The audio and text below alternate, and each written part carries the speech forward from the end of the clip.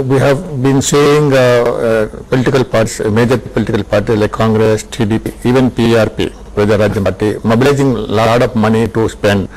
And another party called Lok Satta, led by Dr. Jayaprakash Narayan, who is trying to practice politics. Do you think people get the government they deserve, that they get the representative they deserve? I think you're absolutely right that we all get the government we deserve. I think the person who pays the bribe is as guilty as the person who demands the bribe. But I must qualify this statement that sometimes even the most honest people are put in a position where they have to engage in these activities which are so nefarious. You admit the failure of Lok Satta to penetrate into the people, to the backwardness of the people, the lack of education and the lack of understanding? I think the failure of Lok Satta to penetrate the state's electorate is primarily because today such penetration, process of such penetration demands a lot of resources, and Lok Satta doesn't have those resources. Not that they cannot raise those resources, but Lok Satta says every bit of money that I give it will be given by check. Yeah. And that's where the problem is. So our people are not ready for clean politics.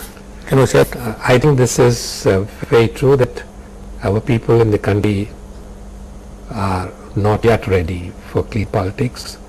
And the problem is that when you have this 80-20 divide, remember that 78% of Indians live on less than 20 rupees a day. Analysis of my friend Arjun Sen Gupta, was a member of the parliament and a distinct economist. This is based on last census data. And we have the largest number of billionaires in the country. Yeah. So we are talking of 8% to 9% growth. What this is doing is making that 20%, top 20% richer and richer, and the gap between the bottom 20% and the top 20% increasing. And in fact, even this top 20%, the top 10% are far better off than the top below the lower 10%. And amongst those 10%, again the same thing happens. So you have an exponential decline. And when 80% of people live in less than 20 rupees a day, and we have on the other hand the largest in billionaires. Yeah.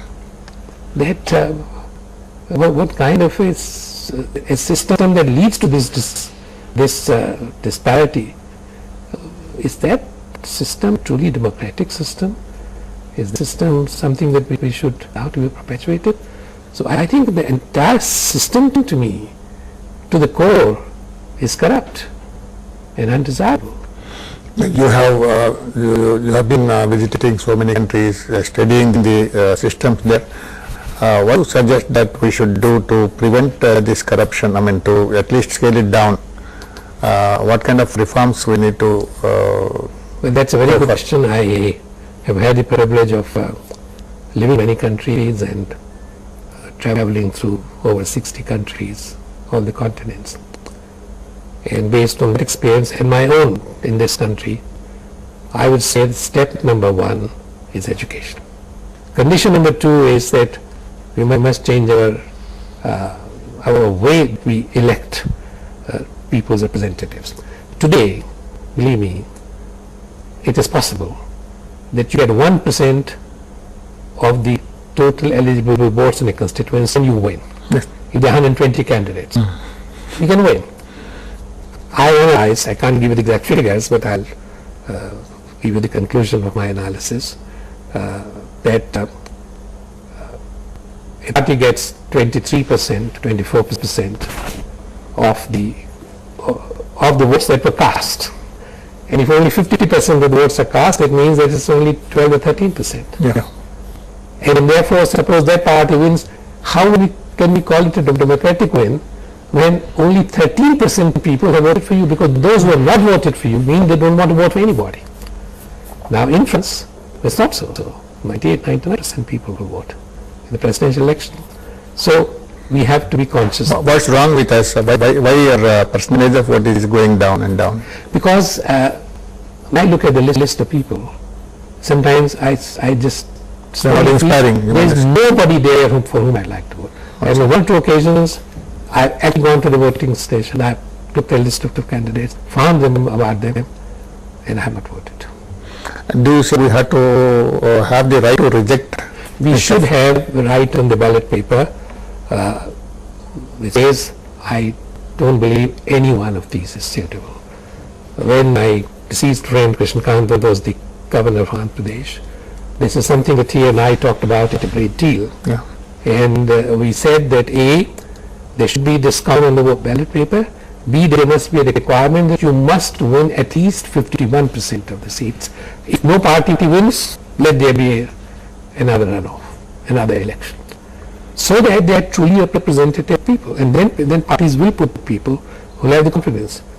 And I believe that if you put good people, and you are able to stop this expenditure, and that the states provides a minimum amount of money to every eligible candidate. Mr. Krishnakant was also advocating right to recall. He was talking about, I was going to mention that we have right to recall in the US Constitution. Yeah. I remember I was in the United States when Senator McCarthy was at the peak of his behavior. Yeah. And there was a movement to recall Senator McCarthy. So we should have a right to recall. Okay. Then what should we do when we see people making tall promises? We know they are not going to keep, but still the people are believing and putting them to power. What can we do as a society, as a civil society? See, when you, as I said, when you have so much of deprivation, that 78% people live in 20 rupees a day, and there's so much of sorrow. Somebody comes and gives me 2,000 rupees and bought 2 bottles of whiskey or whatever, or beer, rum. At least I have something for some time. Yeah. So I will cast my vote for the person. So I think that we have to create this awareness that they are giving you all this today, but they will take from you 10 times more. That awareness has to be created. People have been saying that, Dr. Krishnakant has been saying, but when Chandrababu tells people that he is going to give a color TV and nobody is going to stop him from transferring money, and people tend to believe it. But this is another problem, that we make these promises. After all, whose money are they using? When they are giving color TV, whose money are they using? They are using people's money. When we waived off all these loans. But do you think the poor care where this is coming from?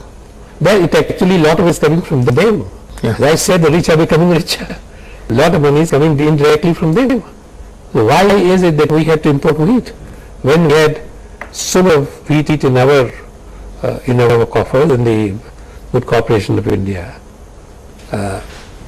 and we imported wheat at a price which was much higher than the price at which we got wheat from the farmers.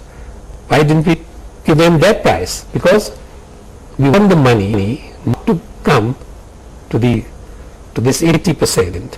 We want the money, this money of this 80%, their labor, result of the fruits of their labor, to go to the top 20%, even in their, as I said, exponentially increasing as you go up the hierarchy there.